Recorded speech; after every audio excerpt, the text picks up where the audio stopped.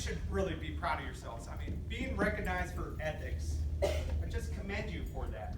If you look around today, ethics has always been incredibly important, but never more needed.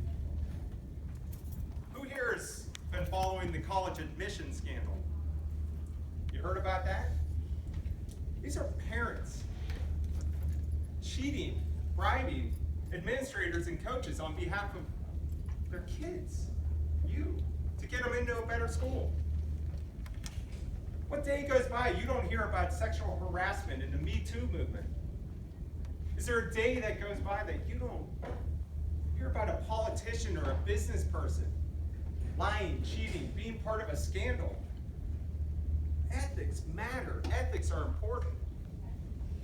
If people tell you, some may say you can do some unethical behavior to make your way to the top, to have some sort of success, I would question that definition of success. You can never cheat your way to the top without sacrificing your soul. It's a serious issue. It's a serious problem. What are we going to do about that? You know, I'm thrilled to be here today. I want to talk to you about the foundation for living an ethical life. It's a word we call integrity. A lot of times we equate integrity to ethics itself, but within my company, we talk about integrity from a much broader perspective. We call it the 3 W's of integrity. Called worth, word, and wholeness. So let's start with worth. We say honor your worth. This is your more traditional definition of integrity. We equate this to honesty and ethics. You don't lie, you don't cheat, you don't steal. If you do these things, we say you devalue your worth. You give up a part of yourself. Now, most of us think of this form of ethics as it's black and white. It's right and wrong. It's moral, immoral. It's good versus bad. It's pretty clear. While I tend to agree with you, it's never that simple. It's usually a progressive series of decisions and events that leads you over the cliff of some really bad, unethical behavior. No one is a good student, good athlete one day, and then the next day wakes up a convicted drug dealer. It doesn't happen like that. There's interim steps. No one gets married and is a loving husband or wife, and then the next day is a cheating spouse. No one wakes up one day or they're a good, conscientious business person, and then the next day they're in prison for bribery and extortion. It's always a series of events, of decisions. And guess what? Those decisions and those habits that you are forming right now, those habits that you employ today, will affect how you handle ethical dilemmas tomorrow. And so building that good foundation is absolutely critical. That brings us to the 2 other less common definitions of integrity, the 2 other W's. The first one I call word. This is honor your word. This means if I tell you I'm going to do something, I follow through. I told you I'm going to show up and speak here today, I follow through. I'm accountable. You can count on me. You can trust me. Now, this is a pervasive problem in organizations, businesses, and I imagine in schools today, following through on commitments. And the problem is less about your intention to follow through on commitments. The problem is our management of commitments. Do you even have the capacity to follow through on the commitments that you make? Are you going through life just saying yes because you're a people pleaser, because culture is telling you you have to do more? Or do you know how to manage your commitments effectively to say no?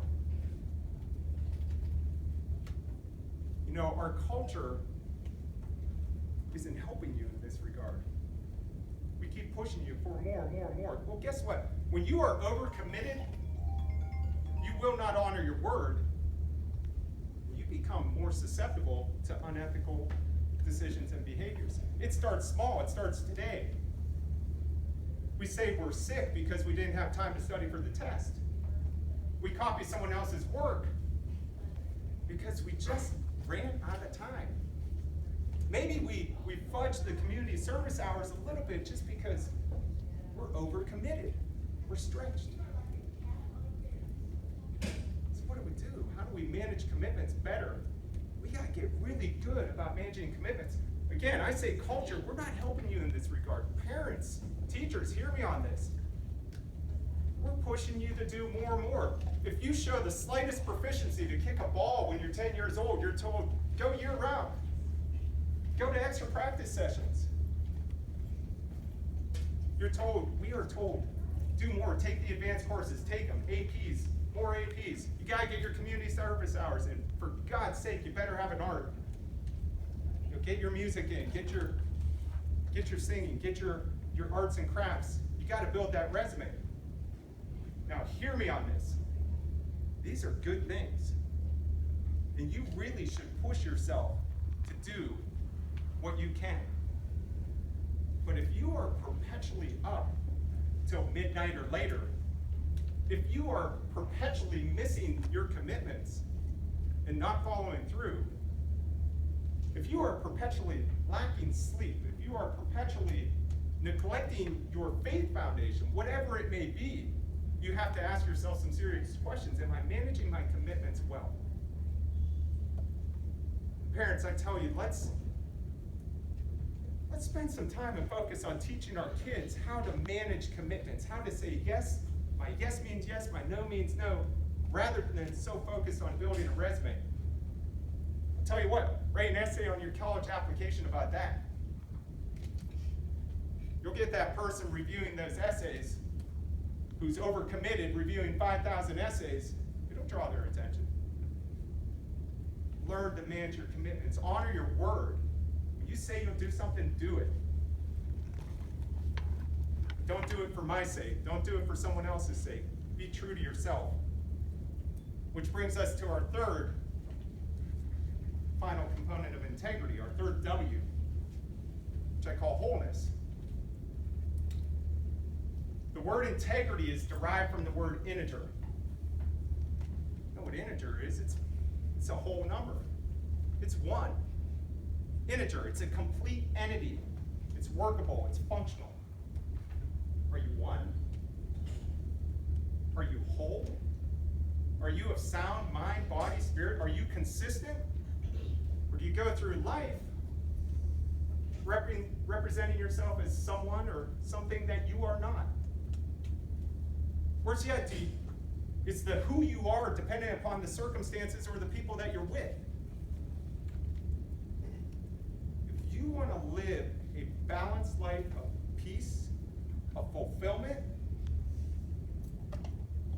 be true to yourself. Be whole. Be one. You know, for years, I taught kids playing basketball. And I had a team of 11 and 12-year-olds one year. They show up to practice, first day of practice, they're all right-handers. So we go into the layup line, and they're all shooting right-handed layups. If we have any basketball players in here, you know you jump off your left foot, you shoot with the right hand. Protects from the defense coming from the other side. So we switch sides, we go to the left side. I say, all right, let's practice left-handed layups. They all continue to shoot with the right hand. I teach them the correct way. It's a distinct advantage. Jump off your right foot, shoot with your left hand. Prevent the defense from blocking. Well, guess what? They looked ridiculous. Shots were going all over the place. Nothing was going in. I pulled them together. I said, listen, guys, don't worry about it. No one's watching. Who cares? So we did that for a couple weeks. We get to our first game. First game, we line up and say, run the layup drill, get ready. They go to the right side, they shoot right-handed layups. Everything looks good. They go to the left side, guess what? They start shooting with the right hand again. Why? There's an audience. Grandma and grandpa are in the stands. The games before them just ended. Their friends, their colleagues, they're there. They're watching them. Mom and dad. We care what other people think. We don't want to look silly. Be willing to expose the left in the midst of your colleagues and friends. Be honest about the good. Be honest about your strengths, your weaknesses. Don't try to be something that you aren't. Don't try to conceal, hide. Just be genuine, be true. If you can establish that level of integrity, you set the foundation for a moral and ethical life. More importantly, you're going to be at peace. You aren't going through the motions just serving for everyone else's affirmation. You're true to who you are. Now, I give you a ton of credit. You're here today, being recognized for ethics. That is awesome. But don't be ethical because you get a certificate. This is good, and you should honor this and be really proud of it. But don't live your life for that kind of recognition. Live your life just knowing that you've been true and honest to yourself, and you'll set the foundation. So I implore you, honor your wholeness. Be authentic. Be proud of who you are. Don't serve for others' affirmation. Honor your word. When you say you'll do something, follow through. This will set you apart in business and in life. Be accountable. Learn to manage your commitments well. Push yourself, but when you're crossing the lines, pull back. Don't overcommit for other people's sake. If you do those two things, you will honor your worth. You'll be well positioned to set the stage and the example of our future leaders of what it really means to live an ethical life. Do we have just a couple more minutes? Okay. I want to give you an example, just a foundation and a challenge as you leave here today. There's something we do in my family. We put in place what we call guardrails. Guardrails. Those are the things on the road, right, that protect you. They don't put the guardrails on the cliff. They don't put them on the dangerous zone. Guardrails are in the area where you're approaching danger, right? What about in your life? What are the guardrails in your life that are there where you're approaching danger? Because again, we have an ever-expanding acceptable behaviors we push beyond until we fall off that cliff. So I challenge you to leave here today, put one guardrail in your life.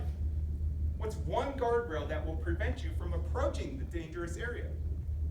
I'll give you a couple examples.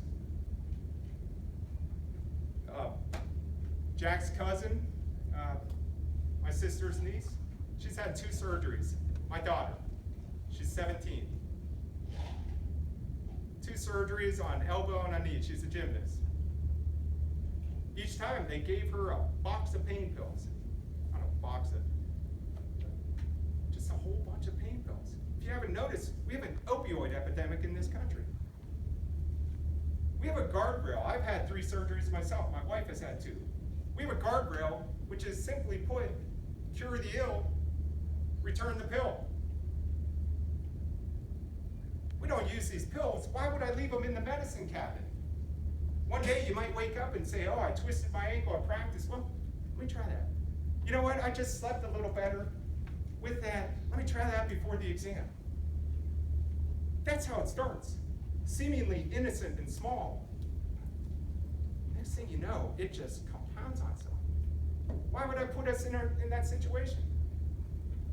Once the pain, once it's gone, once the ill is cured, we take it back to the pharmacy.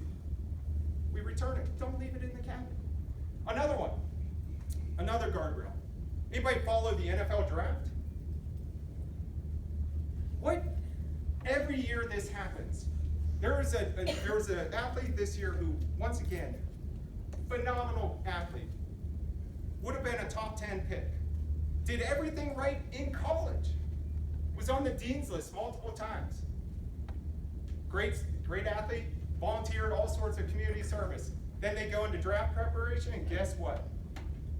That text message from high school surfaced. You guys are under a lot of pressure. I didn't live in this age where everything is being documented. One text message from high school, and suddenly his character is questioned. As I said, the decisions you make now, they affect you. A guardrail, perhaps what you could do. Whether you're using Instagram, Snapchat, text messaging, whatever it may be. Before you send that message, ask yourself, is this something I would want a future employer to see? That's it. And reconsider the message. Simple guardrail. Forget the employer. Guess what? Many of you one day will have kids. I'm grateful that my kids can't look and search my social media past, because there is no past social media from when I was a kid. It's pressure, I get it. You'll make mistakes. But ask yourself, one day, my kid might search me. And guess what? The things you're putting out there, I don't care if Snapchat disappears, it never disappears. They can find it. Put guardrails in your life that will protect you. Put guardrails in your life that will prevent you from going over the edge, over the cliff. Honor your wholeness, honor your worth, honor your word. You'll set the foundation for a truly ethical life, and you will be our next generation of leaders. So I thank you for your time. Thank you.